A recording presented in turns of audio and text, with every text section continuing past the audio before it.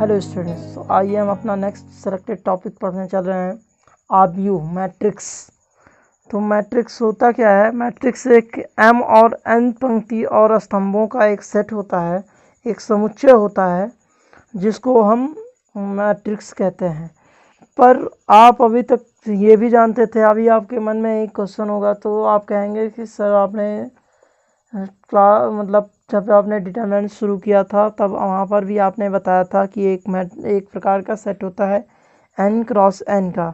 तो मैं आपको यहाँ पर बता दूँ कि आपने जो डिटरमिनेंट्स में पढ़ा था कि n क्रॉस n का होता है, वहाँ पर स्क्वायर में ही होगा हमेशा, और यहाँ पर m क्रॉस n, m और m कॉलम हो सकता है और n स्तंभ हो सकता है। यहाँ पर m n बराबर भी हो सकता है और बराबर नहीं भी हो सकता है। और वहाँ पर जब पढ़ते थे तो n दोनों पंक्ति और स्तंभ दोनों बराबर होने चाहिए थे, ये कंडीशन थी। तो चलिए, बस इसमें यही अंतर है। तो अंतर ये है, सेकंड अंतर ये है कि आव्यूह का एक कोई न्यूमेरिकल वैल्यू नहीं आता है, मतलब उसको सॉल्व करोगे तो आपको कोई अंक नहीं आएगा। अभी तक आप डिटरमिनेंट सॉल्व करते थे तो वहाँ पर हमेशा आपका एक कोई न्यूमेरिकल वैल्यू आता था उसको सॉल्व करने पर। तो आप जैसा देख रहे हैं यहाँ पर आपका m क्रॉस n, मतलब इसमें m पंक्तियाँ और n स्तंभ है। इसमें ऐसा है नहीं कि इसमें जो n मतलब पंक्ति और स्तंभ बराबर नहीं हो सकते, या फिर बराबर भी हो सकते हैं। और वहाँ पर होता था कि पंक्ति और स्तंभ दोनों बराबर हो सकते हैं डिटरमिनेंट्स में। तो यहाँ पर अवयवों की संख्या होता है m इंटू n, पंक्ति गुणे स्तंभ होता है अवयवों की संख्या किसी भी डिटरमिनेंट्स में। तो डिटरमिनेंट्स आप समझ चुके होंगे कि डिटरमिनेंट्स क्या होता है। तो डिटरमिनेंट्स में जितने भी अवयव से बना होता है, मतलब जितने भी ऑब्जेक्ट से बना होता है वो डिटरमिनेंट, वही ऑब्जेक्ट उस डिटरमिनेंट्स के अवयव कहलाते हैं हमेशा। जैसे इस डिटरमिनेंट्स में, इस मैट्रिक्स में दो दिया गया है कि a11, तो इस मैट्रिक्स में a11 दिया गया है, तो a11 इस m क्रॉस n मैट्रिक्स का एक अवयव है, एक अंग है, एक भाग है। ठीक है, तो स्टूडेंट्स आइए हम आगे पढ़ते हैं। टाइप्स ऑफ मैट्रिसेस, मतलब आव्यूह के प्रकार। तो आव्यूह के पहला प्रकार होता है क्षैतिज आव्यूह। क्षैतिज आव्यूह मतलब होता है एक ऐसा आव्यूह जिसमें पंक्तियों की संख्या स्तंभों से कम हो। जैसे a11, a12, a13, a21, a22, a23, ये आपका एक मैट्रिक्स है 2/3 का। आप जैसा यहाँ पर देख सकते हैं कि पंक्तियों की संख्या कितनी है? 2 है, और स्तंभों की संख्या 3 है। तो जिस भी मैट्रिसेस में आपका पंक्तियों की संख्या स्तंभों की संख्या से कम होगी वो आपका क्षैतिज आव्यूह कहलाएगा। ठीक है, समझ में आया कि क्षैतिज आव्यूह वह मैट्रिक्स होता है जिसमें रो की संख्या कॉलम की संख्या से कम होती है। ये होता है कॉलम C1, C2, C3, और ये रहा R1, R2। आज जैसा आप देख रहे हैं कि R1 और R2 की संख्या C1 और C2 और C3 से क्या है? कम है। तब इस तरीके का आव्यूह क्या कहलाएगा? क्षैतिज आव्यूह कहलाएगा। नेक्स्ट हमारा है ऊर्ध्वाधर आव्यूह। ऊर्ध्वाधर आव्यूह क्या होता है? ऊर्ध्वाधर आव्यूह ऐसा आव्यूह होता है जिसमें क्या हो? जिसमें रो की संख्या किससे ज़्यादा हो? कॉलम की संख्या से ज़्यादा हो। जैसे a11, a12, a21, a22, a23, a31, a32।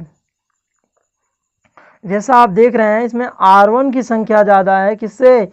C1 से, C की संख्या से। मतलब यहाँ पर क्या होगा? यहाँ पर रो ज़्यादा होंगे, किससे? कॉलम से। यहाँ पर जैसा आप देख सकते हैं 2 ही कॉलम है और रो 3 है।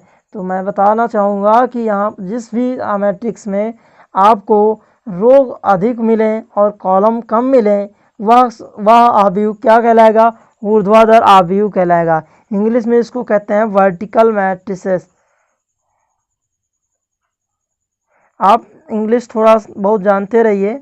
वर्टिकल मैट्रिक्स आप इंग्लिश जानते रहेंगे तो आगे आपकी आने वाली कक्षाओं में आप थोड़ा अच्छे से पढ़ पाएंगे। नेक्स्ट होता है स्क्वायर मैट्रिक्स, वर्ग आव्यूह। Square matrix. ये क्या होता है, इस आव्यूह में रो और कॉलम की संख्या क्या होती है, बराबर है होती है, A12 A21 A22। इसमें आप जैसे देख सकते हैं कि 2/2 का मैट्रिक्स है, ये 3/2 का मैट्रिक्स है। और सबसे पहले ये जान लेना कि सबसे पहले पंक्तियों की संख्या लिखी जाती है। पंक्ति कितने हैं इसमें, 3 है, तो 3 हमने लिखा। तो सबसे पहले पंक्तियों की संख्या फिर स्तंभों की संख्या होती है किसी भी आव्यूह में। तो ये जानना जरूरी है आपके लिए। तो आप जैसा सीख चुके हैं कि वर्ग आव्यूह क्या होता है, जिसमें पंक्तियों की और स्तंभों की संख्या बराबर हो। जैसा आप देख सकते हैं यहाँ पर 2 स्तंभ है और 2 ही पंक्तियाँ हैं। तो जिस आव्यूह में आपको ये देखने के लिए मिले कि पंक्तियों की संख्या आप स्तंभों की संख्या के क्या है, बराबर है, वह कौन सा आव्यूह कहलाएगा, वह वर्ग आव्यूह कहलाएगा, स्क्वायर मैट्रिक्स कहलाएगा। ठीक है, आगे आता है मुख्य विकर्ण, प्रिंसिपल डायगोनल, मेन डायगोनल कहते हैं इसको, प्रिंसिपल लीडिंग और मेन डायगोनल।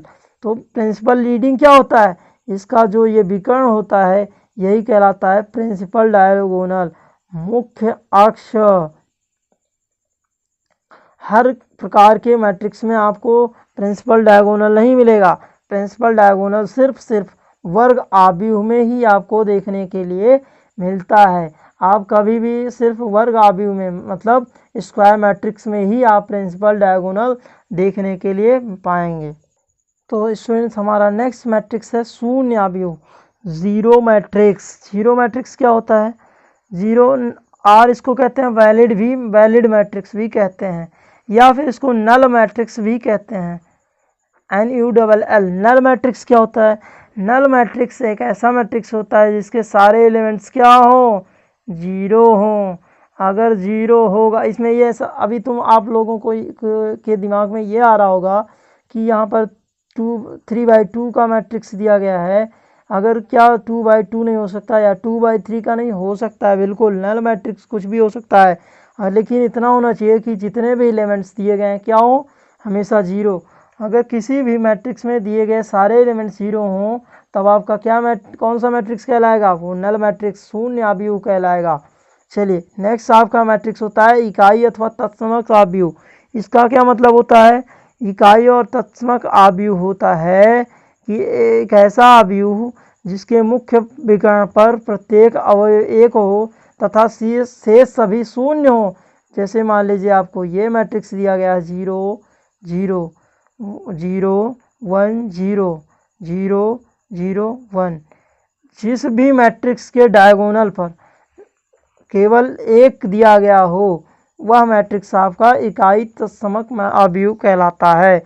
अगर कभी भी आपको किसी भी मैट्रिक्स में डायगोनल पर एक लिखा हुआ मिले और बाकी सारे एलिमेंट्स क्या हों, जीरो हों, तब आपको कौन सा मैट्रिक्स मिलेगा, तब आपका कौन सा मैट्रिक्स होगा, वो मैट्रिक्स होगा इकाई अथवा तत्समक आव्यूह। नेक्स्ट आव्यूह होता है आपका, नेक्स्ट मैट्रिक्स होता है विकर्ण आव्यूह, डायगोनल मैट्रिक्स।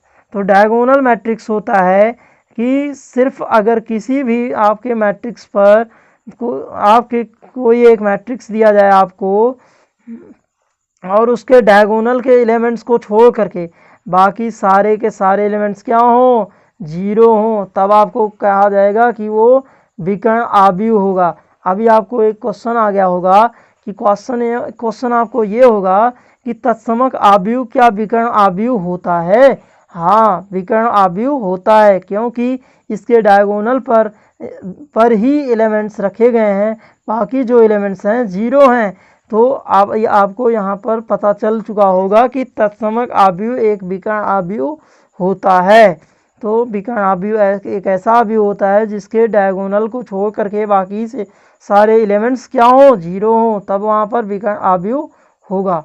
चलिए, नेक्स्ट आव्यूह आपका आता है अदिश आव्यूह। अदिश आव्यूह क्या होता है, एक ऐसा विकर्ण आव्यूह जिसके विकर्ण के सभी अवयव समान होते हैं, वह क्या कहलाता है, अदिश आव्यूह कहलाता है। जैसे मान लीजिए आपके जितने भी दिए गए एलिमेंट्स हैं 1, जैसे आपको 3 दे दिया गया, 0 0, और दे दिया गया 0 0 2 3 3, 5। अभी आप यहाँ पर देख रहे हैं कि विकर्ण के जितने भी एलिमेंट्स हैं वो क्या हैं, सभी बराबर हैं। अगर आपको किसी भी मैट्रिक्स के में विकर्ण जो दिया गया हो, विकर्ण के सारे मुख्य विकर्ण के सारे अगर अवयव आपको आपके समान हो, बराबर हो, तब वह, और ये सब मैट्रिक्स दिया गया हो, सारे एलिमेंट्स कुछ भी हो सकते हैं। बाकी आपको यहाँ पर देखना है, सॉरी ये ऊपर ये मैट्रिक्स में हमने बना दिया है, ये यहाँ पर अदिश आव्यूह का है। तो अदिश आव्यूह में आपको पढ़ना है। अदिश आव्यूह में ये है कि जितने भी एलिमेंट्स दिए हुए हों विकर्ण के सारे इक्वल हों तो अदिश आव्यूह होगा। तो ऊपर त्रिभुजीय आव्यूह हम आपको यही बता दे रहे हैं। मान लीजिए आपको A 0, 0, B C D E 0, 0।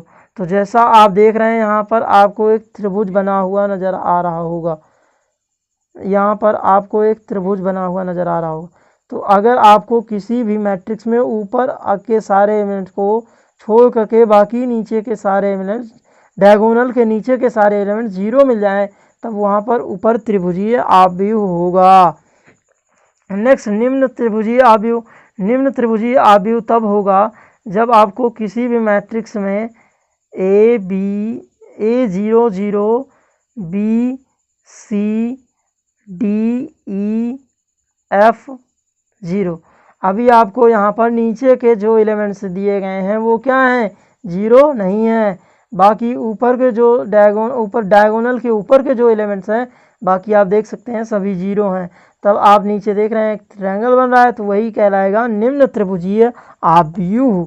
तो आइए करते हैं आइडेंटिटी ऑफ अ मैट्रिक्स, तो आव्यूहों की समानता, ये आपको अगले लेक्चर में चलते हैं।